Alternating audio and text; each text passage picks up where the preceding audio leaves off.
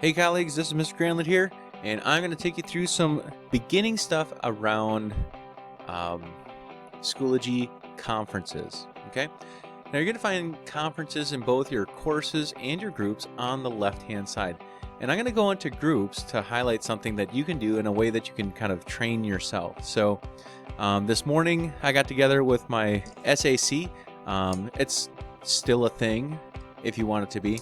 My subject area committee. So I got together with all the other art teachers this morning. We played around inside of Schoology conferences.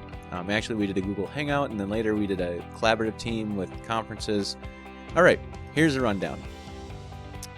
What I recommend is that you create a group for you and some teacher friends.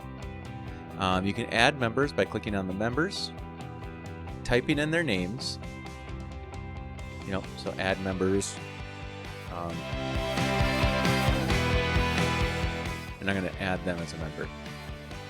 Okay, the other thing so we're looking at conferences. So I'm going to create a conference here. We did this morning. We called it practice. And now that it's completed, it's done. Okay, so that was our conference. So I'm going to go back here. I'm going to create a new conference. Give it a name, give it a start date, give it a start time. It'll default to probably the current time, and I'm going to create. There's lots of neat features in here, but this is something that students can jump into. You're going to be asked how do you want to join? So we're going to click microphone. We're going to have to allow access to that microphone. We're going to do an echo test, and it'll ask, hey, do you hear yourself several times? Can you hear yourself? Yes, I can. Okay, and there's a little voice that says you're currently the only person in this conference, and we have several different things here. You're going to have a list of people on here. You can set the status there. They can raise their hands. Thumbs up or down, sad, confused. You can also remove people if you want to. You can create breakout rooms. There's lots of different things, and that's why I highly, highly, highly recommend that you take a look at this link that I'm going to provide you to. This is a demo of Schoology conferences, how to do different things inside of conferences and what it's capable of. And they do a better job than I am currently doing. You can share a webcam. It might have to take a bit. One thing I would recommend about the webcam is as soon as you get 3 or more webcams going, everything really slows down.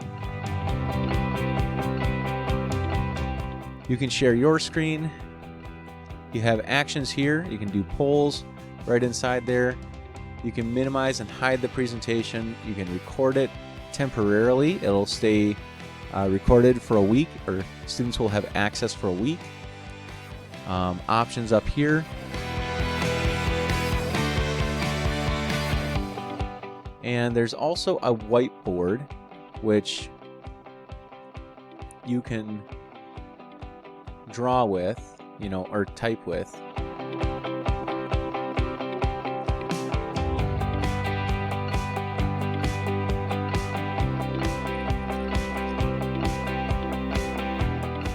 Go to my pencil tool. Okay.